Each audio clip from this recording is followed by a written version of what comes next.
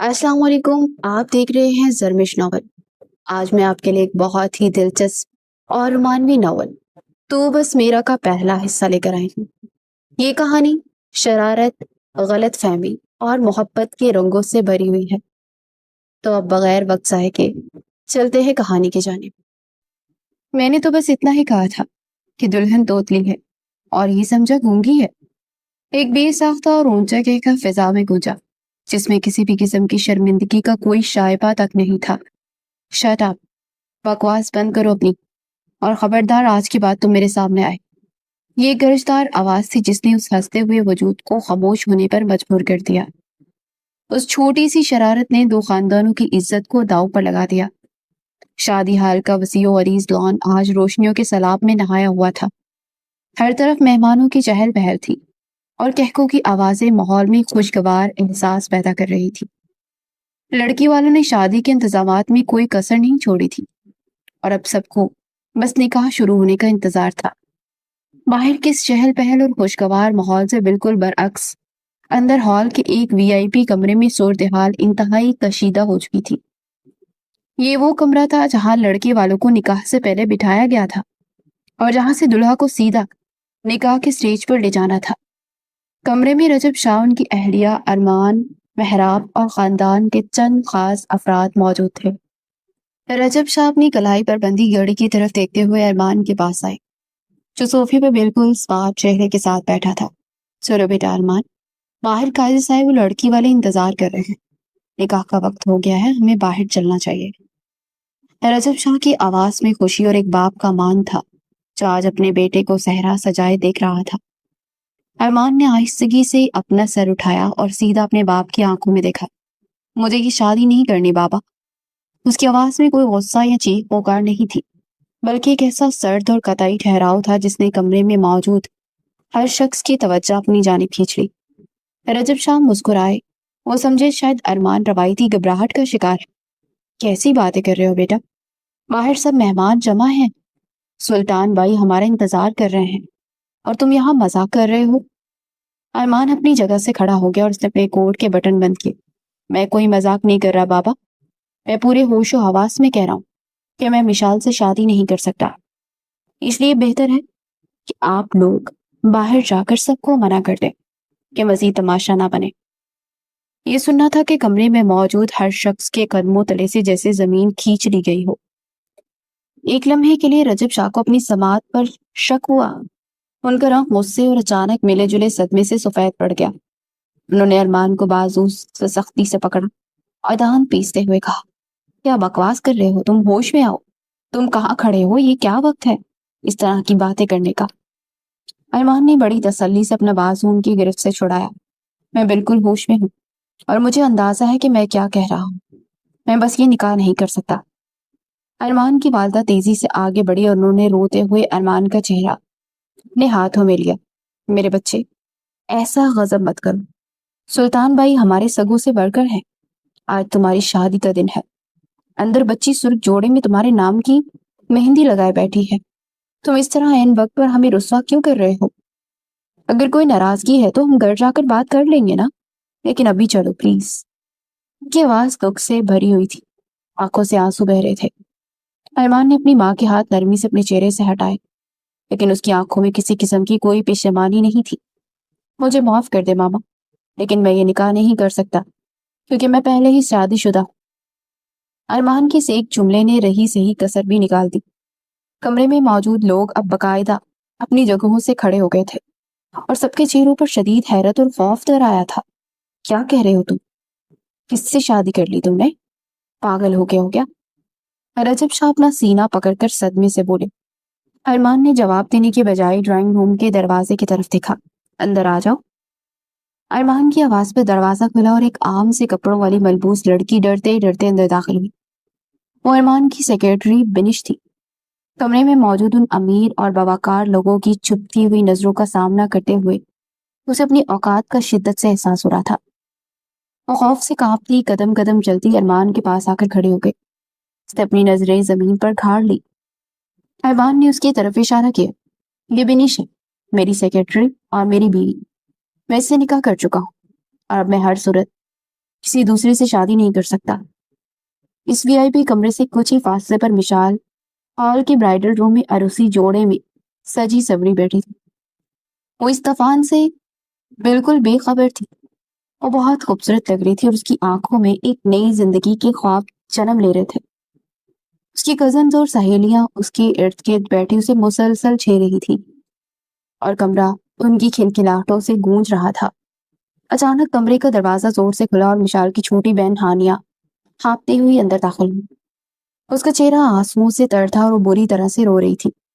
کمرے میں موجود سب لڑکیاں اپنی جگہ خاموش ہو گئی۔ مشال نے الجھن سے ہانیہ کو دیکھا۔ کیا ہوا ہے ہانیہ، تم اس طرح بھاگتی ہوئے کیوں آئی ہو اور رو کیوں رہی ہو؟ ہانیہ نے آگے بڑھ کر مشال کے دونوں ہاتھ مضبوطی سے پکڑ لیے اور ہچکیوں کے درمیان بولی، آپی، ارمان بھائی نے نکاح سے انکار کر دیا ہے۔ مشال کو لگا جیسے کسی نے اس کے دماغ پر ہتھوڑا مارا ہو۔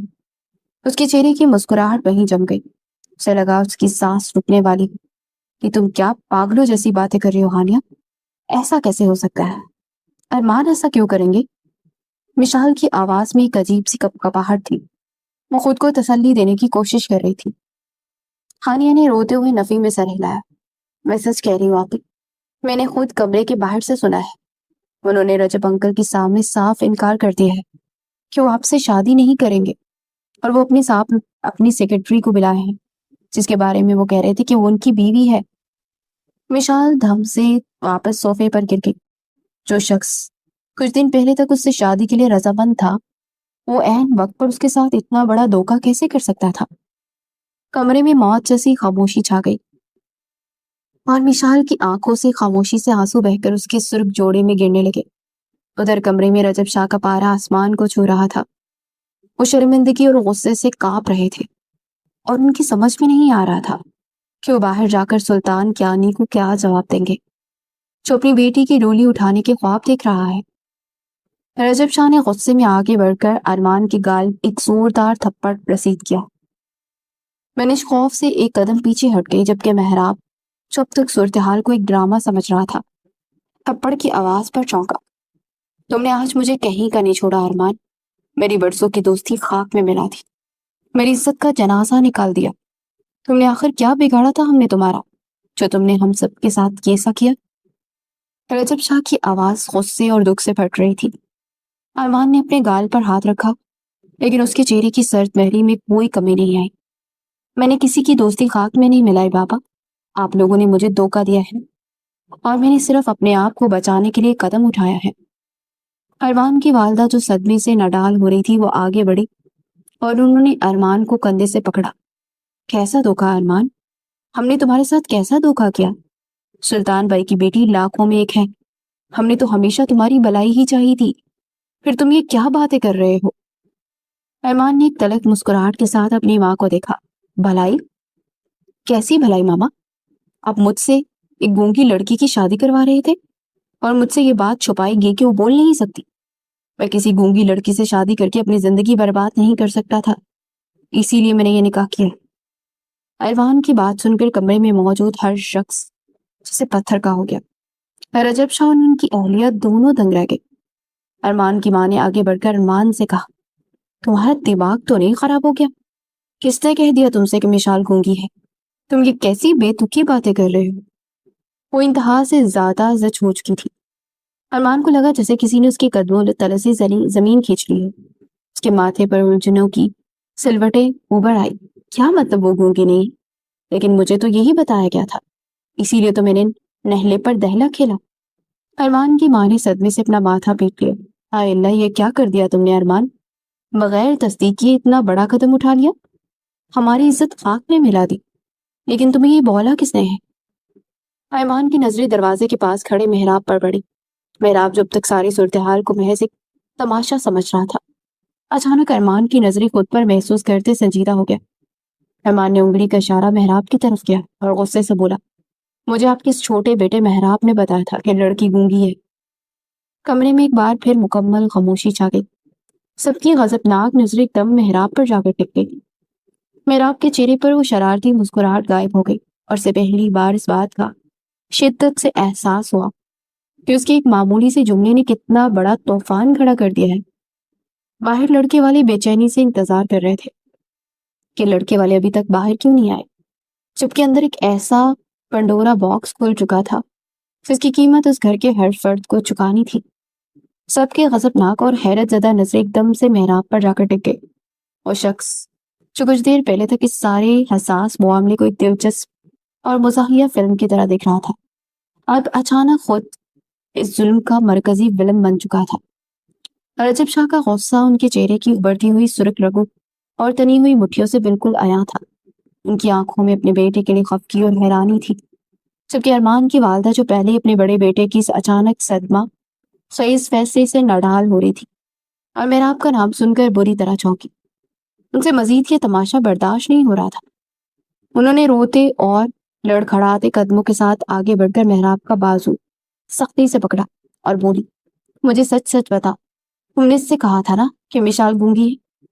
ان کی آواز میں شدید چنچلاہٹ اور غصہ تھا۔ محراب نے بڑی معصومیت سے اپنا بازو ان کی گرفت سے چھڑایا اور اپنا کوٹ کے بٹن درست کر دے انتہائی لاپرواہی اور ڈٹائی سے بولا، ماما، میں نے کب کہا تھا کہ لڑکی گونگی ہے؟ میں نے تو بس اتنا کہا تھا کہ دلہن توتلی ہے۔ محراب کی اس ڈٹائی اور بے حسی پر کمرے میں موجود ہر شخص کا منہ کھلے کا کھلا رہ گیا۔ کسی کو یقین ہی نہیں آ رہا تھا کہ اتنی بڑی قیامت ان کے سروں پر سے گزر گئی ہے اور یہ شخص ابھی تک اپنی فضول مذاق پر قائم ہے۔ ارمان کا چہرہ جو اب تک برف کی طرح سرد اور اسکاٹ تھا ایک دم شدید غصے سے سرخ ہو گیا۔ وہ 2 قدم آگے بڑھا اور دانت پیستے ہوئے محراب کی آنکھوں میں دیکھ کر بولا، تم جھوٹ بول رہے ہو، تم نے مجھ سے کہا تھا کہ وہ بول نہیں سکتی، وہ بالکل گونگی ہے۔ محراب نے ارمان کی غضبناک آنکھوں میں دیکھا اور بولا، بالکل، اسی لاپرواہ اور مزیدار انداز میں جواب دیا، توتلی بولا تھا یار، اب بہرے ہو کیا جو توتلی کو گونگی سمجھ لیا؟ میری بات کو غلط رنگ کیوں دے رہے ہو؟ محراب کی اس بات پر رجب شاہ نے صدمے اور اذیت سے اپنا سر پکڑ لیا۔ اس کا دل چاہ رہا تھا وہ اپنا سر قریبی دیوار میں دے مارے۔ توتلی اور گونگی میں زمین آسمان کا فرق ہوتا ہے محراب، تم نے ایک لفظ کی وجہ سے پوری زندگی کا تماشا بنا دیا، تم نے 2 خاندانوں کی عزت کو خاک میں ملا دیا ہے۔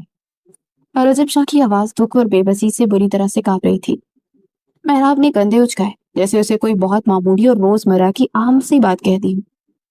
اسے ارمان کی طرف دیکھا اور بڑی بے شرمی سے بولا، میں نے توتلی کہا اور اس نے گونگی سمجھ کے نکاح سے انکار کر دیا، تو اس میں میرا کیا قصور ہے؟ میں تھوڑی بول رہا تھا کہ جا کر اپنی سیکرٹری سے شادی کر لو، یہ تو آپ کا اپنا فیصلہ تھا نا۔ محراب کو اس بات پر ارمان نے اپنے ہاتھ کی مٹھی اتنی سختی سے بھینچی کہ اس کے جوڑوں کا رنگ سفید ہو گیا۔ وہ اپنی جگہ سے کھڑا غصے سے لرزا تھا۔ اس کا بس نہیں چل رہا تھا کہ وہ آگے بڑھ کر محراب کا گلا دبا دے اور اس کی جان نکال دے۔ تم نے تو گونگی بولا تھا، تم اپنی غلطی ماننے کے بجائے مجھ پر الزام لگا رہے ہو۔ ارمان کی غسیلی آواز کمرے کی دیواروں سے ٹکرائی۔ محراب نے ایک بار پھر ناک سے مکھی اڑانے والے مخصوص انداز میں سر ہلایا اور چہرے پر ایک عجیب سی بیزاری لا کر بولا، یار، آپ کو سننے میں مبالغہ آرائی ہوئی ہے، ویسے اب بوتلی ہو یا گونگی اس سے آپ کو کیا فرق پڑتا ہے؟ بات تو اب ہاتھ سے نکل چکی ہے اور آپ کا نکاح تو ہو گیا نا اپنی اس سیکرٹری سے۔ اب بس جائیں، چل کریں اور آرام سے اپنی سہاگرات منائیں، مجھے کیوں خواہ بیچ میں گھسیٹ رہے ہیں؟ محراب کی اس بے حیائی اور ڈٹائی پر ارمان کا غصہ آخری حدوں کو چھونے لگا تھا۔ اس کا چہرہ غصے سے اور تذلیل کے احساس سے بالکل ٹماٹر کی طرح سرخ ہو چکا تھا۔ بے غیرت انسان، آج کے بعد اپنی منحوس شکل مجھے مت دکھانا اور کبھی میرے سامنے آنے کی کوشش مت کرنا۔ ارمان نے اپنی انگلی محراب کی طرف اٹھا کر اسے آخری وارننگ دی اور مڑ کر تیزی سے دروازے کی طرف بڑھ گیا۔ اسے جاتے ہوئے ایک بار پیچھے مڑ کر بنش کو نہیں دیکھا جو دیوار کے ساتھ سہمی لگی کھڑی تھی اور اپنے آنسوؤں کو روکنے کی ناکام کوشش کر رہی تھی۔ ارمان غصے میں دروازہ کھول کر باہر نکل گیا اور بنش کو وہیں چھوڑ گیا۔ بنش کے دل کی دھڑکنیں اتنی تیز ہو چکی تھی کہ اسے لگ رہا تھا کہ اس کا سانس نہ رک جائے۔ وہ ایک عام سی لڑکی تھی جس نے اپنی زندگی میں کبھی اتنے بڑے اور غصے والے لوگوں کا سامنا نہیں کیا تھا۔ اسے تو اپنے باز کے علاج کے لیے پیسوں کی ضرورت تھی اور اسی مجبوری کے تحت اس نے ارمان کی شرط مانی تھی، لیکن اب اسے اندازہ بالکل نہیں تھا کہ وہ کس آگ میں چھلانگ لگا رہی ہے۔ جب ارمان نے اسے چھوڑ کر دروازے سے باہر نکلا تو بنش کو لگا جیسے اس کی آخری امید بھی ٹوٹ گئی ہو۔ وہ چاہتی تھی کہ وہ بھی ارمان کے پیچھے چلی جائے، لیکن اس کے قدم جیسے زمین کے ساتھ چپک گئے وہ ان لوگوں کے بیچ ایک مجرم کی طرح کھڑی تھی اور ہر کوئی اسے ایسی نظروں سے دیکھ رہا تھا جیسے وہ کوئی بہت بڑی آفت ہو جو ان کے گھر پر نازل ہو گئی ہو۔ محراب ابھی تک اسی طرح بے نیازی سے کھڑا تھا۔ اس نے اپنے ناخنوں کو دیکھا اور بڑبڑایا، لو، میں نے کیا کیا جو مجھ پر غصہ کرنے جا رہا؟ خود بہرا اور سارا ملبہ مجھ پر ڈال دیا۔ دوسری طرف باہر ہال میں صورتحال ہر گزرتے لمحے کے ساتھ خراب ہوتی جا رہی تھی۔ مہمانوں کے درمیان اب باقاعدہ بے چینی اور چاہ پھیل چکی تھی۔ لڑکی والے بار بار اپنی گھڑیوں کی طرف دیکھ رہے تھے اور آپس میں خسر بسر بھی کر رہے تھے۔ سلطان کیانی کے بھائی اور خاندان کے دیگر مرد سٹیج کے پاس جمع ہو رہے تھے اور ان کے چہروں پر الجھن، شرمندگی اور غصے کے ملے جلے تاثرات واضح طور پر دیکھے جا سکتے تھے۔ نکاح کا وقت کب کا گزر چکا تھا اور لڑکے والوں کا یوں عین وقت پر اندر کمرے میں غائب ہو جانا کسی بھی طرح مناسب نہیں لگ رہا تھا۔ کیا ماجرا ہے سلطان بھائی؟ لڑکے والے ابھی تک وہاں باہر کیوں نہیں آئے؟ جب لڑکا تیار تھا تو پھر یہ اندر کیا میٹنگ چل رہی ہے؟ اور اگر کوئی مسئلہ ہے تو ہمیں بتائیں، ہم جا کر ان سے بات کرتے ہیں۔ یوں مہمانوں کو بٹھا کر رکھنا ہماری بے عزتی ہے۔ سلطان کیانی کے کزن نے ان کے پاس آ کر قدرے تیز اور غصے والی آواز میں پوچھا۔ سلطان کیانی کے پاس اس بات کا کوئی جواب نہیں تھا۔ انہیں ارمان کی سیکرٹری سے شادی کی آگاہی ہو چکی تھی۔ اب ان کی ہمت پوری طرح سے جواب دے چکی تھی۔ انہیں سمجھ نہیں آ رہا تھا کہ وہ اپنے خاندان والوں کو کیا بتائیں۔ انہیں لگ رہا تھا کہ جب لڑکا شادی کر چکا ہے تو بات ختم، اب مزید وہ کیا چاہتے ہیں اور کیا تماشا دیکھنا باقی رہ گیا ہے۔ ان کے گلے میں جیسے کانٹے سے چبھ رہے تھے اور آواز نہیں نکل رہی تھی۔ انہوں نے کسی کو کوئی جواب نہیں دیا اور بس نظریں جھکا کر ایک طرف کھڑے ہو گئے۔ ان کا دل اندر ہی اندر کٹ رہا تھا کہ وہ کس طرح جا کر اپنی پھول جیسی بیٹی کو بتائیں کہ جس شخص کے نام کی مہندی وہ اپنے ہاتھوں پر لگا کر اور دل میں ہزاروں خواب سجا کر بیٹھی ہے، وہ کسی اور سے نکاح کر چکا ہے۔ اندر کمرے میں رجب شاہ کی حالت بھی باہر کھڑے سلطان کیانی سے کچھ مختلف نہیں تھی۔ ان دونوں دوستوں نے کبھی خواب میں بھی نہیں سوچا تھا کہ ان کی برسوں پرانی اور گہری دوستی کا یہ خوفناک انجام ہوگا۔ رجب شاہ کی نظریں بند دروازے پر جمی تھی اور وہ باہر کھڑے سلطان کیانی کی حالت کا تصور کر کے شرمندہ ہو رہے تھے۔ سلطان کیانی کا دل چاہ رہا تھا کہ وہ زمین پھٹے اور اس میں سما جائے۔ وہ ایک غیرت مند باپ تھے جس نے بڑے ناز و نام سے اپنی بیٹی کو پالا تھا۔ ان کے کانوں میں اپنی بیٹی کی وہ ہنسی گونج رہی تھی جو انہوں نے کچھ دیر پہلے اس کے کمرے میں سنی تھی۔ دوستی کا یہ ایسا بڑا امتحان تھا جس میں دونوں طرف سے صرف ہار ہی ہار تھی۔ ایک باپ کے لیے اس سے بڑی قیامت اور تسلیم کیا ہی ہو سکتی ہے کہ اس کی بیٹی کی بارات دروازے پر کھڑی ہو اور دلہا نکاح سے مکر جائے۔ رجب شاہ کی نظریں کمرے میں کھڑی بنش پر پڑی جو ابھی تک خوف سے سکڑی ہوئی ایک کونے میں کھڑی تھی۔ اس لڑکے کا اس گھر میں آنا اور ارمان کا اسے یوں بے یار و مددگار چھوڑ کر چلے جانا رجب شاہ کے غصے کو مزید بھڑکا گیا تھا۔ انہوں نے مزید حقارت سے بنش کی طرف منہ پھیر لیے۔ ان کی بیوی صوفے پر بیٹھی مسلسل رو رہی تھی اور محراب کو کوس رہی تھی جس نے ان کے ہنستے بستے گھر کو ماتم کدا بنا دیا تھا اور ان کو برسوں کی بنی ہوئی عزت خاک میں ملاتی تھی۔ رجب شاہ کے دماغ میں کئی خیالات اور وسوسے کسی تیز طوفان کی طرح ٹکرا رہے تھے۔ وہ کسی صورت سلطان کیانی کے مجرم نہیں بننا چاہتے تھے اور وہ جانتے تھے کہ باہر لڑکی والے اور مہمان بے چینی سے منتظر ہیں۔ اگر انہیں یہ بات پتہ چلی تو بات بہت آگے بڑھ جائے گی اور یہ پرانی دوستی خوفناک خاندانی دشمنی میں بدل جائے گی۔ لڑکے والی شادی کر کے آ چکے ہیں، یہ خبر اگر باہر کی تو پورے شہر میں ان کی رسوائی ہوگی اور ان کا نام خبروں کی زینت بن جائے گا۔ رجب شاہ کا دل خوف سے ڈوبنے لگا۔ اپنے خاندان کی عزت کو یوں سرے بازار نیلام نہیں ہونے دے سکتے تھے۔ انہوں نے ایک گہری سانس لی اور اپنے ماتھے پر آیا پسینہ صاف کیا۔ انہوں نے ایک نظر دروازے کی طرف ڈالی جس کے اس پار سلطان کیانی اپنی بیٹی کی بربادی پر خاموش کھڑے تھے اور پھر ان کی غضبناک نظریں محراب پر جا کر ٹھہر گئی۔ محراب نے یہ سارا تماشا لگایا تھا اور اسی کی وجہ سے یہ سب خراب ہوا تھا، اس لیے اب اس کی سزا بھی یہی بھگتے گا۔ رجب شاہ کی گرجدار آواز کمرے کی خاموشی کو چیرتی سب کی کانوں سے ٹکرائی۔ سب نے حیرت سے رجب شاہ کی طرح دیکھا کہ وہ مزید کیا کہنے والے ہیں۔ رجب شاہ نے اپنی انگلی سیدھی محراب کی طرف اٹھائی اور انتہائی حتمی اور دو ٹوک لہجے میں اپنا فیصلہ سنایا۔ اب محراب ہی مشال سے شادی کرے گا اور یہ میرا آخری فیصلہ ہے۔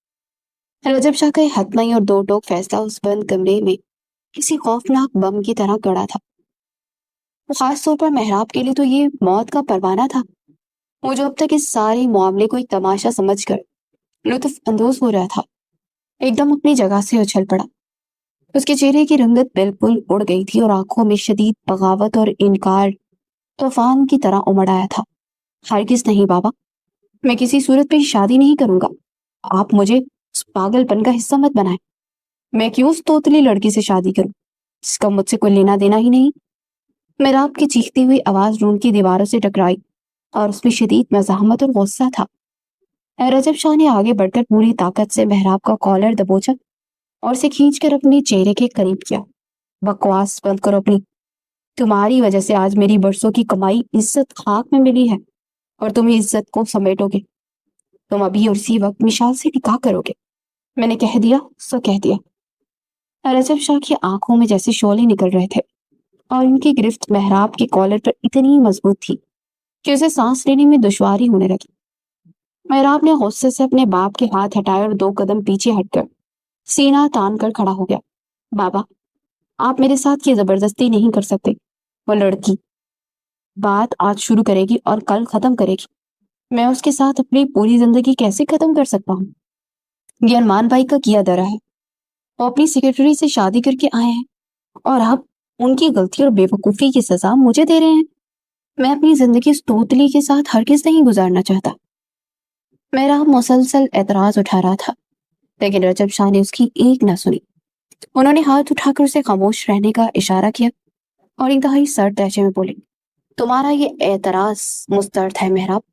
اگر تم نے آج مشال سے نکاح نہ کیا تو میں تمہیں اپنی جائیداد تو دور اپنی زندگی سے بھی بے دخل کر دوں گا، پھر تم سڑکوں پر دھکے کھاتے پھرنا۔ رجب شاہ کی اس دھمکی نے محراب کو اندر تک ہلا دیا۔ وہ دانت پیستا ہوا خاموش ہو گیا کیونکہ وہ جانتا تھا کہ اس کے بابا جو کہتے ہیں وہ کر گزرتے ہیں۔ رجب شاہ روم سے نکل کر باہر اپنے دوست سلطان کیانی کے پاس گیا۔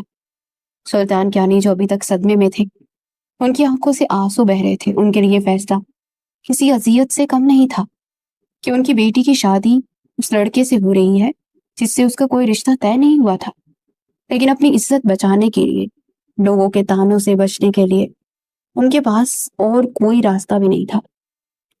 انہوں نے بھاری قدموں سے آگے بڑھ کر رجب شاہ کے کندھے پر ہاتھ رکھا اور انتہائی بوجھل آواز میں بولے، ٹھیک ہے رجب بھائی، اگر آپ کو یہی مناسب لگتا ہے تو میں اپنی بیٹی کا ہاتھ محراب کے ہاتھ میں دینے کے لیے تیار ہوں، لیکن مجھے مزید تماشا نہیں چاہیے۔ رجب شاہ نے شرمندگی سے سر جھکا لیا اور کمرے میں موجود باقی لوگوں نے بھی سکھ کا سانس لیا کہ کم از کم بارات خالی ہاتھ نہیں لوٹے گی۔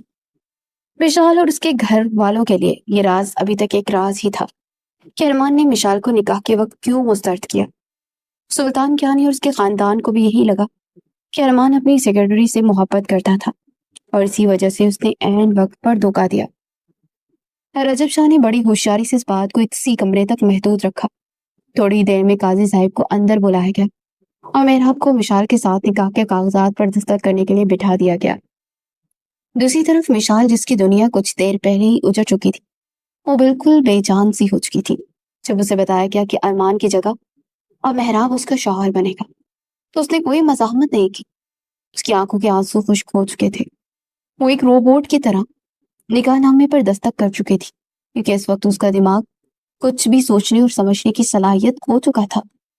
سب کی باہمی رضامندی سے یہ نکاح بلاخر انجام پا گیا۔ نکاح کے فوراً بعد رخصتی کا وقت آ گیا۔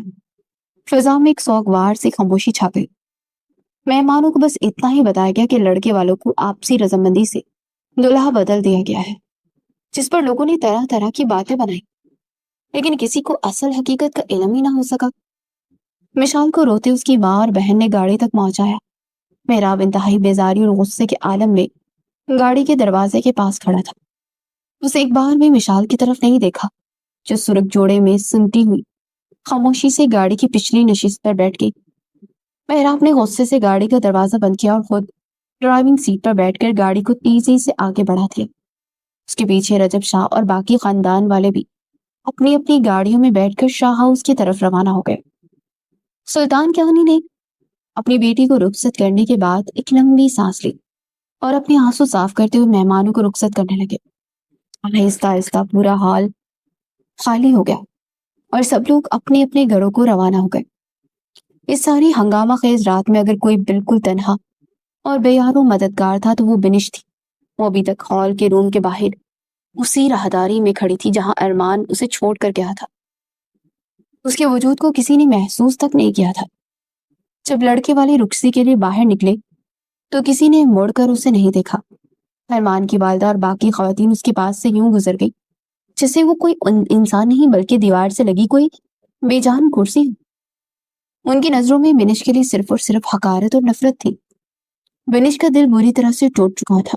وہ جانتی تھی کہ اس کی یہاں کوئی حیثیت نہیں، لیکن اس قدر ذلت اور نظر انداز کیے جانے کی اس نے توقع نہیں کی تھی۔ جب سب لوگ چلے گئے تو وہ خاموشی سے قدم اٹھاتی باہر لان کی طرف آئی۔ اس کے پرانے اور گھسے ہوئے جوتوں کی آواز لان کی ویرانی میں عجیب سا دکھ پیدا کر رہی تھی۔ اس نے اپنے آنسوں کو دوپٹے کے پلو سے صاف کیا اور اپنے کندھے سے لٹکتے پرانے سے بیگ کی زپ کھولی۔ اس کے ہاتھوں نے بیگ کے اندر کچھ ٹٹولا کہ شاید اس سے کچھ پیسے مل جائے تاکہ اسے اسپتال جا سکے جہاں اس کا باپ پچھلے کئی دنوں سے موت اور زندگی کی کشمکش میں مبتلا تھا۔ منش کے بیگ میں صرف چند سکے اور ایک مڑا تڑا سا نوٹ تھا جو اس تک جانے کے لیے کسی صورت کافی نہیں تھا۔ اس نے بے بسی سے وہ پیسے واپس بیگ میں رکھے اور گیٹ سے باہر اندھیری اور سنسان سڑک پر نکل آئی۔ سڑک پر چلتے ہوئے رات کی خشک ہوا اس کے وجود سے ٹکرا رہی تھی اور اس کے ذہن میں وہ سارے منظر کسی فلم کی طرح چلنے لگے جو اسے آج اس مقام تک لے کر آئے تھے۔ وہ ارمان شاہ کی کوئی پسندیدہ سیکرٹری نہیں تھی، بلکہ وہ تو اس کی ملٹی نیشنل کمپنی میں ایک بہت ہی معمولی سی جونیئر کلرک کی حیثیت سے کام کرتی تھی۔ اس کی تنخواہ اتنی کم تھی بمشکل گھر کا راشن پورا ہوتا تھا۔ اس کی زندگی میں طوفان اس دن آیا جب اس کے باپ کو اچانک دل کا شدید دورہ پڑا اور انہیں شہر کے ایک مہنگے اسپتال میں داخل کروانا پڑا۔ ڈاکٹروں نے فوراً بائی پاس سرجری کا کہا جس کا خرچہ پورے 10 لاکھ روپے تھا۔ بنش کے پیروں تلے سے جیسے زمین نکل گئی کیونکہ اس کے پاس تو 10,000 بھی نہیں تھے۔ اس کو اور اس کے باپ کو اس دنیا میں کوئی سہارا نہیں تھا۔ اس نے اپنی تمام رشتہ داروں کے آگے ہاتھ پھیلائے لیکن سب نے منہ پھیر لیا۔ مجبوری اس حد تک بڑھ گئی تھی کہ اسے اپنا وہ چھوٹا سا خاندانی گھر جس میں اس کی ساری یادیں بسی ہوئی تھی گروی رکھوانا پڑا۔ لیکن قرض خواہ بہت ظالم تھے، انہوں نے کچھ ہی دن بعد اس گھر پر قبضہ کر لیا۔ منش کے پاس اب کوئی چھت نہیں بچی تھی۔ پچھلے کئی دنوں سے اسپتال کے کوریڈور میں رکھے لوہے کی ٹھنڈی بینچ پر سو رہی تھی اور جیسے تیسے فی الحال وہی اسپتال اس کی پناہ تھی۔ وقت گزرنے کے ساتھ ساتھ اسپتال والوں کا دباؤ بڑھتا جا رہا تھا کہ اگر سرجری کے پیسے جمع نہ کروائے گئے تو اس کے باپ کو ڈسچارج کر دیں گے۔ اسی شدید مجبوری اور بے بسی کی حالت میں وہ ایک دن ہمت کر کے ارمان شاہ کے شاندار اور پرتعیش آفس میں داخل ہوئی تھی۔ ارمان اپنی ریولونگ چیئر پر بیٹھا کچھ فائلز دیکھ رہا تھا جب بنش نے روتے ہوئے اس کے سامنے اپنے باپ کی زندگی کی بھیک مانگی تھی۔ سر، مجھے صرف 10 لاکھ روپے ادھار دے دیں، میں ساری زندگی اپنی کمپنی میں بغیر تنخواہ کے کام کر کے یہ قرض اتار دوں گی۔ میرے پاپا مر جائیں گے سر، میری مدد کریں۔ بنش کے آنسو ارمان کی قیمتی میز پر گر رہے تھے لیکن ارمان کے چہرے پر کسی قسم کی کوئی ہمدردی نہیں تھی۔ وہ ایک خالص کاروباری انسان تھا جس کے لیے جذبات کی کوئی قیمت نہیں تھی۔ اس نے اپنی فائل بند کی اور اپنے دونوں ہاتھ میز پر رکھ کر بڑی سخت میری سے بنش کی طرف دیکھا۔ میں کوئی خیراتی ادارہ نہیں چلاتا مس بنش کہ جو روتا ہوا آئے اسے 10 لاکھ روپے دے دوں، لیکن میں تمہیں یہ پیسے دے سکتا ہوں اگر تم میری صرف ایک شرط مان لو۔ ارمان کی آواز میں ایک عجیب سی کاٹ اور تکبر تھا جس نے بنش کو مزید ڈرا دیا۔ اس نے آنسو صاف کرتے ہوئے پوچھا، کیا شرط ہے سر؟ ارمان نے اپنی کرسی کی پشت سے ٹیک لگائی اور انتہائی پرسکون انداز سے بولا، تمہیں مجھ سے نکاح کرنا ہوگا صرف 3 ماہ کے لیے۔ ایک کانٹریکٹ میرج ہوگی جس کے بعد ہم الگ ہو جائیں گے اور اس کے بدلے میں تمہیں تمہارے 10 لاکھ روپے آج ہی دے دوں گا۔ یہ شرط سن کر بنش کو لگا جیسے کسی نے اس کے منہ پر زوردار تھپڑ مارا ہو۔ وہ ایک باعزت اور خوددار لڑکی تھی اور یوں پیسوں کے بدلے اپنا آپ بیچنا اس کے لیے موت سے بھی بدتر تھا۔ اس نے فوراً انکار کر دیا اور روتی ہوئی آفس سے باہر آ گئی۔ لیکن اس رات جب اسپتال والوں نے اس کے باپ کے آکسیجن ماسک کے ساتھ اسٹریچر سے باہر نکالنے کی دھمکی دی تو بنش کی ساری خودداری اور انا اس کے بیمار باپ کی ہچکیوں کے سامنے ہار گئی۔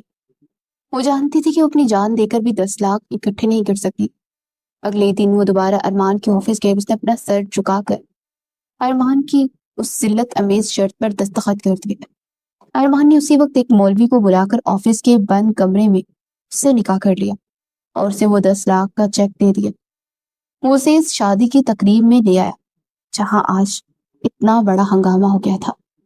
ونیش کو لگا تھا کہ ارمان نکاح کے بعد کم از کم اسے اسپتال تک چھوڑ دے گا یا اسے کوئی گاڑی دے دے گا، لیکن وہ اسے بھرے مجمع میں ذلیل ہونے کے لیے اکیلا چھوڑ کر چلا گیا تھا. ونیش اب اس سنسان اور کچی سڑک پر اکیلی چل رہی تھی. اس کا ذہن ابھی بھی اسپتال کے اس ٹھنڈے اور بے رحم کوریڈور میں بھٹک رہا تھا جہاں اس کا باپ اس کا انتظار کر رہا تھا. اس نے اپنے بیگ کو اپنے سینے سے لگایا جس میں وہ 10 لاکھ کا چیک موجود تھا جو اس نے اپنی عزت کا سودا کرنے کے لیے حاصل کیا تھا. اسے ہر حال میں جلدی اسپتال پہنچنا تھا. رات کا وہ پہر بے حد تاریک اور خوفناک تھا. سڑک پر دور دور تک کسی گاڑی یا انسان کا نام و نشان تک نہیں تھا. وہ اپنے قدموں کو تیز تیز اٹھاتے بس کسی طرح جلد از جلد ہسپتال پہنچنا چاہتی تھی. اس کے پاس اتنے پیسے نہیں تھے کہ وہ کوئی آٹو یا ٹیکسی کروا سکے، اس لیے پیدل چلنے کے سوا کوئی اور راستہ نہیں تھا. اس کے پرانے جوتوں کی آواز سنسان سڑک پر ایک عجیب سی دہشت پیدا کر رہی تھی. آنکھوں سے آنسو مسلسل بہہ رہے تھے اور گالوں پر جم رہے تھے. اس کا دل بہت بری طرح سے دکھا تھا. باپ کی بیماری، پیسوں کی مجبوری اور پھر ارمان شاہ جیسے مغرور اور بے رحم انسان کے ساتھ کانٹریکٹ نکاح. اسے لگ رہا تھا جیسے وہ کسی گہری اور اندھی کھائی میں گرتی جا رہی ہے جہاں سے نکلنے کا کوئی راستہ نہیں. اچانک پیچھے سے آتی ہوئی ایک موٹر سائیکل کی تیز اور کرخت آواز نے اس کے دل کی دھڑکن کو بے ترتیب کر دیا. اسے گھبرا کر اپنے قدموں کی رفتار اور تیز کر دی، لیکن وہ بائک اس کے بالکل قریب آ کر آہستہ ہو گئی. بائک پر 2 آوارہ لڑکے بیٹھے ہوئے تھے جو اسے دیکھ کر عجیب اور غلیظ انداز میں ہنسنے لگے. اتنی رات کے اکیلی کہاں جا رہی ہو محترمہ؟ آؤ ہم تمہیں تمہاری منزل تک چھوڑ دیتے ہیں. بائک چلانے والے لڑکے نے انتہائی بےہودہ انداز میں کہا. ونیش کے ہاتھ پاؤں خوف سے برف کی طرح ٹھنڈے ہو گئے. اس نے نظریں جھکائے رکھی اور سڑک کے بالکل کنارے پر چلنے لگی تاکہ وہ لوگ آگے نکل جائے، لیکن ان کا ارادہ کچھ اور ہی تھا. پیچھے بیٹھے لڑکے نے بائک سے اتر کر ونیش کا راستہ روک لیا. ایسے کیسے جاؤ گے تم؟ ہم تمہیں اتنی محبت سے لفٹ دے رہے ہیں اور تم نخرے دکھا رہی ہو. بھلائی کا تو زمانہ ہی نہیں رہا. ونیش نے گھبرا کر پیچھے کی طرف قدم بڑھائے. اس کی آواز خوف سے بری طرح سے کانپ رہی تھی. مجھ سے دور رہو تم لوگ. جانتے نہیں ہو کہ میں کون ہوں. میں ارمان شاہ کی بیوی ہوں. وہ بہت مشہور بزنس مین ہے. اگر اسے پتا چلا تو تم لوگوں کو زندہ نہیں چھوڑے گا. ونیش کے منہ سے بے ساختہ یہ الفاظ نکلے. حالانکہ جانتی تھی کہ وہ ارمان کو اس کی کوئی پرواہ نہیں ہے، لیکن ڈوبتے کو تنکے کا سہارا ہی بہت ہے، اور پھر اس کے پاس چارہ ہی کیا تھا. اس کی بات سن کر وہ دونوں لڑکے ایک لمحے کو رکے، پھر ایک زوردار کہکا لگا کر ہنسنے لگے. بائک والے لڑکے نے اس کی کڑیے کی طرف اشارہ کیا. شکل دیکھیے اپنی، اور نام ارمان شاہ کا لے رہی ہو؟ ارے وہ تو ارب پتی انسان ہے. اس کی بیوی ہوتی تو سڑکوں پر رات کی سپہر پیدل دھکے نہیں کھاتی. پاگل مت بناؤ ہمیں. انہوں نے ونیش کا مذاق اڑا اور مزید قریب آنے لگے. ونیش کے اعصاب جواب دے رہے تھے. اس نے بے بسی سے ادھر ادھر دیکھا. اسی لمحے آسمان پر ایک زوردار بجلی گڑکی اور تیز بارش شروع ہو گئی. موٹی موٹی بوندیں ونیش کے چہرے اور کپڑوں کو بھگونے لگی. اسے گھبرا کر سڑک کی دوسری طرف دوڑ لگا دی. وہ اندھا دھند بھاگ رہی تھی. بارش کی شدت میں اضافہ ہوتا جا رہا تھا. اس کا دوپٹہ اور کپڑے مکمل طور پر بھیگ چکے تھے. پیچھے سے ان لڑکوں کی آوازیں اور بائک کا شور اسے مسلسل اپنے تعاقب میں سنائی دے رہا تھا. اسے لگا جیسے آج اس کی زندگی اور موت دونوں ختم ہو گئی. وہ بھاگتے بھاگتے ہانپنے لگی کہ اچانک سامنے سے آتی ایک سیاہ رنگ کی لگژری گاڑی کی تیز اور چبھتی ہوئی ہیڈ لائٹس نے اس کی آنکھوں کو خیرہ کر دیا. گاڑی کے ٹائروں نے سڑک پر ایک زوردار چیخ پیدا کی اور گاڑی بالکل ان لڑکوں کی بائک کے سامنے آ کر رکی. اس سے پہلے کہ وہ آوارہ لڑکے کچھ سمجھ پاتے، گاڑی کا دروازہ ایک جھٹکے سے کھلا اور ارمان شاہ اپنی پوری ہبت اور غصے کے ساتھ باہر نکلا. بارش کے باوجود اس کے چہرے کی سختی اور آنکھوں کا غصہ نظر آ رہا تھا. وہ کسی بھوکے شیر کی طرح ان لڑکوں کی طرف جھکا تھا. بائک چلانے والے لڑکے نے بھی کچھ بولنے کے لیے منہ کھولا ہی تھا کہ ارمان کا ایک زوردار مکہ اس کے جبڑے پر پڑا اور وہ سڑک پر جا گرا. دوسرا لڑکا یہ منظر دیکھ کر خوف سے پیچھے ہٹا. ارمان نے اس کا کالر پکڑا اور اسے گاڑی کے بونٹ پر دے مارا. اگر آج کے بعد تم دونوں اس کے آس پاس بھی نظر آئے تو میں تم لوگوں کی وہ حالت کروں گا کہ موت سے بھی پناہ مانگو گے۔ اب نکلو یہاں سے، اس سے پہلے کہ میں تم دونوں کی جان لے لوں۔ ارمان کی آواز میں وہ کاٹ اور وحشت تھی جس نے ان گنڈوں کے حواس اڑا دیے۔ وہ بامشکل اپنی جان بچا کر بائک اٹھا کر وہاں سے بھاگ نکلے۔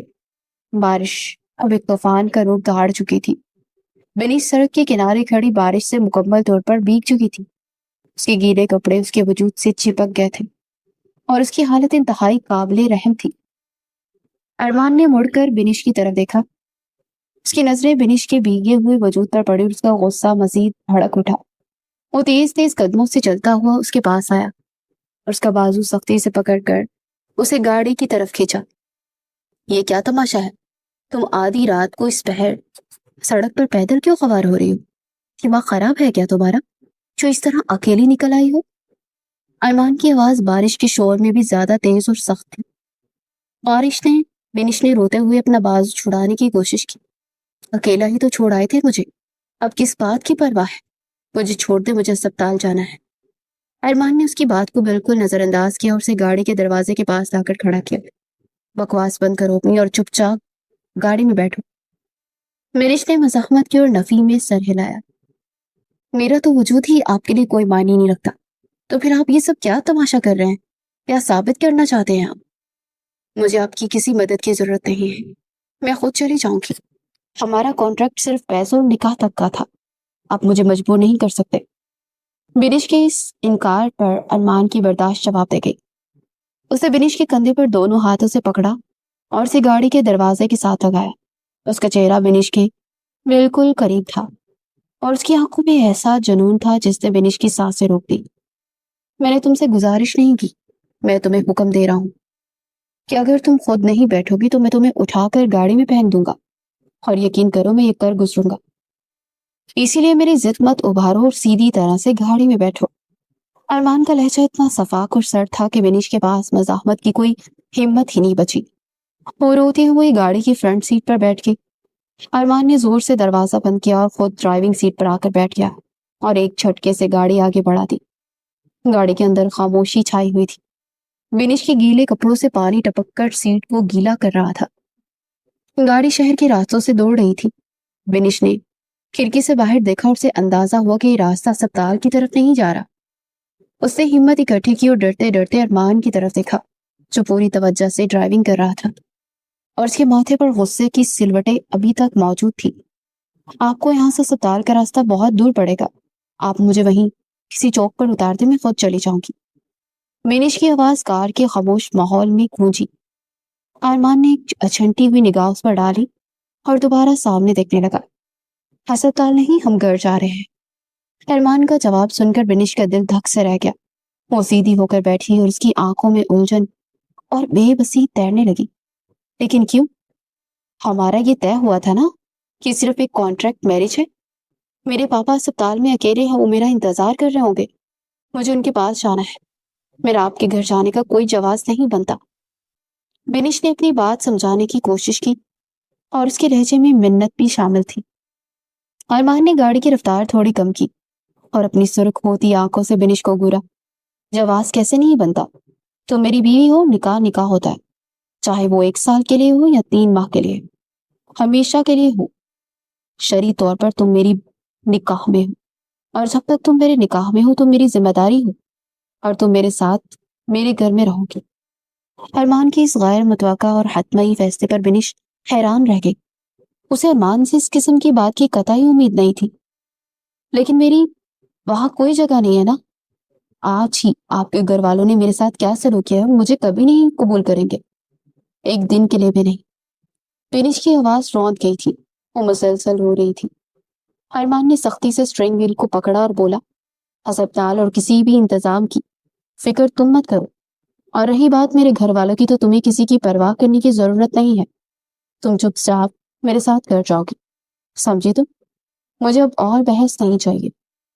ارمان کا فیصلہ کن انداز اور لہجے کی سختی دیکھ کر بنش مکمل طور پر خاموش ہو گئی۔ وہ جانتی تھی کہ اس مغرور شخص سے بحث کرنا دیوار سے سر ٹکرانے کے مترادف ہے۔ اس نے آنسو صاف کیے اور چپ چاپ کھڑکی سے باہر دیکھنے لگی، جبکہ ارمان مسلسل خاموشی سے گاڑی چلاتا رہا۔ کچھ دیر بعد گاڑی شاہ ہاؤس کے بڑے اور شاندار آہنی دروازے سے اندر داخل ہوئی۔ باہر کے تاریک اور طوفانی ماحول کے برعکس شاہ ہاؤس کا اندرونی منظر بالکل مختلف تھا۔ پورا گھر روشنیوں سے جگمگا رہا تھا۔ ارمان نے گاڑی پونچھ میں روکی اور انجن بند کیا۔ وینش نے حیرت سے گھر کی طرف دیکھا۔ اندر بہت رونق لگی ہوئی تھی، بڑا جشن منایا جا رہا تھا۔ مہمانوں اور رشتہ داروں کی چہل پہل تھی۔ اندر محراب اور مشال کی شادی کی رسمیں ادا کی جا رہی تھی۔ گھر والے ارمان کے دیے گئے صدمے کو بلانے اور ماحول کو نارمل کرنے کے لیے محراب اور مشال کو لے کر بہت خوش اور جوش سے ہر رسم ادا کر رہے تھے، تاکہ لوگوں کو شک نہ ہو۔ کہکوں اور تالیوں کی آواز باہر تک آ رہی تھی۔ ارمان نے اسٹرنگ پر ہاتھ مارا اور اس کا چہرہ ایک بار پھر غصے سے سرخ ہو گیا۔ اسے اندازہ نہیں تھا کہ اس کے جانے کے بعد گھر میں اس طرح کا تماشا لگ جائے گا اور اس کی کمی کو اتنی جلدی فراموش کر دیا جائے گا۔ اسے گاڑی کا دروازہ کھولا اور باہر نکلا، جبکہ بینش سیٹ پر سکڑی بیٹھی تھی۔ اس روشن اور خوشیوں بھرے گھر میں اپنے اس بھیگے اور حقیر وجود کے ساتھ داخل ہونے سے شدید خوف زدہ تھی۔ اسے لگ رہا تھا کہ اندر جانے کا مطلب اپنی مزید تذلیل کروانا ہے۔ وہ پہلے ہی اندر سے پوری طرح سے ٹوٹ چکی تھی۔ گاڑی کا دروازہ کھلنے کی آواز سے بینش کے خیالات کا تسلسل ٹوٹا اور اس نے گھبرا کر باہر دیکھا۔ ارمان شاہ اپنے مخصوص اور روبدار انداز میں باہر کھڑا تھا اور اس کی نظریں بینش پر جمی ہوئی تھی۔ بینش نے ایک نظر اس عالیشان اور روشنیوں سے جگمگاتے گھر پر ڈالی اور اس کا دل بری طرح سے اندیشوں سے سکڑنے لگا۔ وہ بھیگے کپڑوں میں اتنے بڑے گھر کے اندر جانے کا تصور بھی نہیں کر سکتی تھی۔ اس نے سیٹ کے پش سے ٹیک لگائی اور انتہائی بے بسی سے ارمان کی طرف دیکھ کر بولی، آپ کے گھر والے شاید مجھے ایکسیپٹ نہ کرے، مجھے یہاں نہیں آنا چاہیے تھا، میں یہیں سے واپس چلی جاتی ہوں۔ ارمان کے ماتھے پر غصے کی لکیریں مزید گہری ہو گئی۔ اسے گاڑی کے دروازے پر ہاتھ رکھتے قدرے جھک کر بینش کو دیکھا۔ میرے گھر والے تمہیں ایکسیپٹ کریں یا نہ کریں، یہ میرا اور ان کا معاملہ ہے۔ تم اس گھر میں میری بیوی کی حیثیت سے جا رہی ہو، اس لیے تم کسی کے ساتھ بدتمیزی سے پیش نہیں آؤ گی، سمجھے تم؟ بس اپنی اوقات سے باہر مت نکلنا اور چپ چاپ میرے پیچھے آؤ۔ ارمان کے اس ایک جملے نے بینش کے اندر بچی کھچی ہمت اور عزت نفس کی دھجیاں اڑا کے رکھ دی۔ اپنی اوقات سے باہر مت نکلنا، یہ الفاظ کسی تیز خنجر کی طرح اس کے دل میں اتر گئے تھے۔ وہ جانتی تھی کہ اس کی اوقات صرف 10 لاکھ روپے ہے جو اس نے اپنے باپ کی زندگی بچانے کے لیے اس شخص سے لیے تھے۔ اس نے مزید کوئی بحث نہیں کی اور خاموشی سے سر جھکائے گاڑی سے باہر نکل آئی۔ ارمان لمبے لمبے قدم اٹھاتا گھر کے بڑے دروازے کی طرف پڑا اور بینش ایک مجرم کی طرح اس کے پیچھے چلنے لگی۔ جیسے وہ دونوں گھر کے وسیع ہال میں داخل ہوئے تو سامنے کا منظر ارمان کے قدم ایک لمحے کے لیے رک گئے۔ ہال میں بے پناہ رونق تھی اور خاندان کے بہت سے لوگ جمع تھے۔ فرش پر قالین بچھے تھے اور درمیان میں محراب اور مشال کو بٹھا کر رسمیں ادا کی جا رہی تھی۔ ارمان کو دیکھتے ہی ڈھولک کی آواز ایک دم سے بند ہو گئی اور ہال میں کہکے لگاتے لوگوں کے چہروں پر خاموشی چھا گئی۔ سب کی نظریں ارمان اور اس کے پیچھے کھڑی اس عام سی لڑکی پر جم گئی جس کے کپڑے بھیگے ہوئے تھے اور وہ جو اپنا چہرہ چھپانے کی کوشش کر رہی تھی۔ کسی کی آنکھوں میں ارمان کے لیے کوئی اپنائیت نہیں تھی، بلکہ سب کے چہروں پر ناراضگی اور نظر انداز کرنے والا تاثر تھا۔ ارمان کی والدہ نے ایک نظر اپنے بیٹے پر ڈالی، لیکن پھر انتہائی خفگی سے اپنا منہ دوسری طرف پھیر لیا۔ ارمان کو اس رویے کی توقع نہیں تھی، اس لیے اس نے بھی کسی سے کلام کرنے کی ضرورت محسوس نہیں کی۔ وہ اپنی جگہ پر بالکل سپاٹ چہرہ لیے کھڑا تھا اور پھر اس نے پاس سے گزرتی ایک ملازمہ کو روکا، وینش کو اس کے کمرے میں پہنچا دو اور جس چیز کی بھی ضرورت ہو وہ بھی اسے دے دینا۔ ارمان نے بینش کی طرف اشارہ کرتے ہوئے کہا اور ملازمہ کو سخت لہجے میں ہدایت دی۔ ملازمہ نے گھبرا کر اس بات میں سر ہلایا اور بینش کو اپنے ساتھ چلنے کا اشارہ کیا۔ ارمان نے ایک نظر ہال میں بیٹھے لوگوں پر ڈالی اور پھر تیزی سے سیڑھیوں کی جانب بڑھ گیا۔ بینش ملازمہ کے پیچھے پیچھے چلتی لوگوں کی چپی ہوئی اور حقارت بری نظروں کو اپنے وجود پر محسوس کر رہی تھی، جو اسے کسی گندے کیڑے کی طرح دکھ رہے تھے۔ ہال میں اب ایک عجیب سی بے چینی اور تناؤ پھیل چکا تھا۔ وہ جو رسموں کا ایک مصنوعی سا ماحول بنایا گیا تھا وہ ارمان کے آنے سے بالکل بکھر گیا تھا۔ محراب جو پہلے ان سب چیزوں سے شدید بیزار بیٹھا تھا اور پھولوں کے ہاروں کی وجہ سے الجھن کا شکار تھا، وہ ایک دم اپنی جگہ سے اٹھ کھڑا ہوا۔ اس اپنے گلے سے پھولوں کا ہار اتارا اور اسے صوفے پر پھینکتے با آواز بلند بولا، اب بس بھی کر دو یار، تم سارے اور کتنی رسمیں کرو گے؟ مجھے ایسا لگ رہا ہے جیسے میں کوئی پوپٹ ہوں اور یہاں پپٹ شو ہو رہا ہے۔ میرا دماغ پہلے ہی خراب ہے اور تم لوگ یہاں ڈھولک پیٹ رہے ہو۔ محراب نے منہ بناتے اپنے کزنز اور آس پاس کھڑی لڑکیوں کو دیکھا اور پھر غصے سے پیر پٹکتا اپنے کمرے کی جانب بڑھ گیا۔ اس کے اس طرح اچانک اٹھ جانے سے ہال میں موجود لوگ مزید شرمندہ اور خاموش ہو گئے۔ ارمان کی والدہ نے حالات کی نزاکت کو سمجھا اور فوراً آگے بڑھ کر ماحول کو سنبھالنے کی کوشش کی۔ انہوں نے چہرے پر ایک مصنوعی مسکراہٹ سجائی اور مہمانوں کی طرف دیکھ کر انتہائی نرمی سے بولی، بس بھئی رسمیں تو ختم ہو گئی اور ویسے بھی بچے آج بہت تھک گئے ہیں۔ میں آپ سب کے لیے اچھی سی چائے کا انتظام کرواتی ہوں اور پھر ہم سب لوگ بیٹھ کر اپنے اپنے کمروں میں جائیں گے اور آرام کریں گے۔ کافی رات ہو چکی ہے نا؟ ان کے اس طرح پیار سے موقع کی نزاکت کو سنبھالنے کے تھوڑی ہی دیر بعد سب لوگ آہستہ آہستہ وہاں سے اٹھنے لگے اور کچھ ہی دیر میں وہ ہنگاموں بھرا حال بالکل سنسان اور خاموش ہو گیا۔ پورے ہال میں اب رات کی گہری خاموشی پھیل چکی تھی۔ رات کے تقریباً 2 بج چکے تھے جب ارمان اپنے کمرے میں داخل ہوا۔ کمرے میں مدھم سی روشنی پھیلی ہوئی تھی اور صرف خاموشی کا راج تھا۔ اس نے دروازہ بند کیا اور اس کی نظر سامنے رکھے ہوئے کاؤچ پر پڑی جہاں بنش بالکل سکڑ کر سو رہی تھی۔ وہ صوفے کے ایک کونے میں ایسے سمٹی ہوئی تھی جیسے کوئی بہت ہی بے آسرا اور ڈری ہوئی چیز ہو۔ ارمان کو اسے اس طرح صوفے پر سوتا دیکھ غصہ آیا۔ وہ تیز قدموں سے چلتا اس کے پاس آیا اور اس کا بازو پکڑ کر اسے سختی سے اٹھایا۔ منش بڑبڑا کر تیزی سے نیند سے جاگی اور اپنے سامنے ارمان کو غصے سے کھڑا دیکھ اس کی جان نکل گئی۔ بستر پر جا کر سو، تمہیں نیند آئی تھی نا تو یہاں اس طرح صوفے پر سونے کی کیا تک بنتی ہے؟ بستر کس لیے رکھا ہے؟ ارمان کی آواز میں ایک عجیب سی چنچلاہٹ اور حکم تھا۔ منش نے ڈرتے ڈرتے اپنی نظریں ارمان کے چہرے سے ہٹا کر فرش پر جما دی اور اپنے دوپٹے کو سختی سے مٹھی میں بھیج لیا۔ میں اپنی اوقات نہیں بھولی ہوں، اس لیے میں بستر پر نہیں سو سکتی۔ اب اس سے بھی صبح ہوتے مجھے اپنے پاپا کے پاس ہاسپٹل چلے جانا ہے۔ یہ نکاح صرف مجبوری کی حد تک ہی ہے۔ منش کی آواز میں لرزش نمایاں تھی لیکن اس نے اپنی آواز پوری کر دی تھی۔ ہسپتال کا نام سنتے ارمان کے ماتھے کی رگیں تن گئی، لیکن اس سے پہلے کہ وہ مزید غصہ کرتا اس کی نظر بنش کے چہرے پر ٹھہر گئی۔ وہ سادہ سا آنسوں سے بھیگا چہرہ جس پر بکھری ہوئی لٹیں ایک عجیب سا سحر پیدا کر رہی تھی۔ ارمان جو اب تک اپنی انا کے خول میں قید تھا، ایک لمحے کے لیے اس کے چہرے کی معصومیت میں کہیں کھو سا گیا۔ وہ لڑکی اب شرعی طور پر اس کے نکاح میں تھی اور یہ اسی نکاح کی اندیکھی طاقت تھی جو ارمان کو اندر ہی اندر اس کی طرف کھینچ رہی تھی۔ وہ اپنے ان الجھے ہوئے جذبات کو سمجھ نہیں پا رہا تھا، اس لیے اس نے اپنی نامعلوم کشش کو غصے کے لبادے میں چھپانے کی کوشش کی۔ تم مجھ سے بحث مت کیا کرو بنش، تم اس وقت میرے نکاح میں ہو اور میری بیوی ہو، اس لیے تم وہ کرو گی جو میں کہوں گا، تم کہیں نہیں جا رہی۔ ارمان نے آگے بڑھا تو بنش خوف سے پیچھے ہٹی۔ نہیں، میں ہسپتال جاؤں گی اور آپ مجھے نہیں روک سکتے، میرا وہاں جانا بہت ضروری ہے، آپ مجھے یوں قید نہیں کر سکتے۔ بنش کی آنکھوں میں آنسو تیرنے لگے تھے۔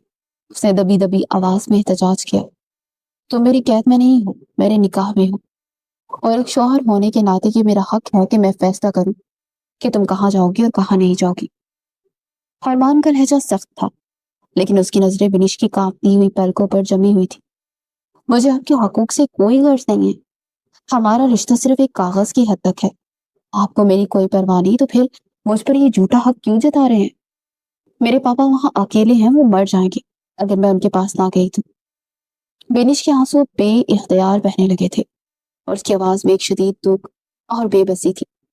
تمہارے پاپا کو کچھ نہیں ہوگا، میں تمہیں خود ان کے پاس لے کر جاؤں گا، لیکن میری مرضی کے بنا تم اس گھر سے باہر قدم نہیں رکھو گی۔ ارمان نے سختی سے جواب دیا اور اس کی آنکھوں میں ایک ایسی تپش تھی جو بینش کو جلا رہی تھی۔ آپ ایسا کیوں کر رہے ہیں؟ آپ کو مجھ سے کیا چاہیے؟ آپ نے نکاح کر کے اپنے گھر والوں کو دکھا دیا، اب مجھے جانے دے پلیز۔ بینش سسکتے ہوئے بولی۔ ارمان کو اس کا یوں خود سے دور جانے کی ضد کرنا ایک دم سے پیش میں لے آیا۔ اسے یہ بات برداشت ہی نہیں ہو رہی تھی کہ کوئی اس قدر اس سے دور بھاگنے کی کوشش کرے۔ اس نے تیزی سے آگے بڑھ کر بنش کا بازو پکڑا۔ میں نے کہا نا کہ تم کہیں نہیں جا رہی، تم میری بیوی اور یہی تمہاری حقیقت ہے۔ ارمان نے ایک دم سے اسے اپنی طرف کھینچا اور سختی سے अपने सीने में भींच लिया। विनिश की सारी मज़ाहमत एक पल में दम तोड़ गई। वो साकित रह गई। अरमान की गिरफ्त इतनी मजबूत थी कि विनिश को अपनी पसलियां टूटती हुई महसूस हो रही थी। इस अचानक कुर्बत ने दोनों के दिलों की धड़कनों में एक शदीद इंतशार बर्पा कर दिया था। कमरे की इंतहाई और खामोशी में उसकी तेज चलती हुई सांसों की आवाज साफ सुनाई दे जा सकती थी। विनिश ने अपना सर नीचे झुका लिया, लेकिन वो अरमान के सीने में उठने वाले तूफान को साफ महसूस कर सकती थी। दूसरी तरफ मेहराब शाह भारी कदमों के साथ अपने कमरे की तरफ बढ़ रहा था और उसका दिल किसी नामालूम वसवसे के तहत तेजी से धड़क रहा था। वो मुसलसल खुद से बातें कर रहा था और अपने किए पर पछता रहा था। उसने सोचा भी नहीं था कि उसके नसीब में अल्लाह ताला एक तोतली लड़की लिख देगा। और दिल ही दिल में खुद को कोस रहा था कि इंसान सब कुछ करे लेकिन कभी बुरे बोल ना बोले। उसे अरमान का मजाक उड़ाया था और अब खुद उस अजाब में फंस गया था। उसने गहरी सांस ली और अपने कमरे का दरवाजा धकेल कर अंदर दाखिल हुआ। कमरे में मिशाल अपने सुर्ख अरूसी जोड़े में सेज सजाए बैठी थी। मेहराब ने उसे एक अचंकी हुई निगाह से देखा और फिर अपना कोट उतारते उसके करीब आया। मेहराब के चेहरे पर एक अजीब सी बेजारी और सख्ती थी, जिसे वो जानबूझकर जाहिर कर रहा था ताकि मिशाल उससे कोई उम्मीद ना लगा ले। देखो, मेरे दिल में तुम्हारे लिए कोई जज्बात नहीं है और ना ही मैं इस जबरदस्ती की शादी को मानता हूँ। इसलिए बेहतर है कि तुम अपने कपड़े चेंज करो और जाकर सो जाओ। मैं काउच पर सो जाऊंगा। मेहराब की आवाज कमरे में गूंजी। मिशाल ने आहिस्तगी से अपना सर उठाया और मासूमियत से मेहराब की तरफ देखकर बोली, कुछ कहा आपने? वो अटक अटक कर तोतलेपन से बोली थी। मेहराब ने सदमे और शदीद झंझलाहट से अपना सर दोनों हाथों में पकड़ लिया।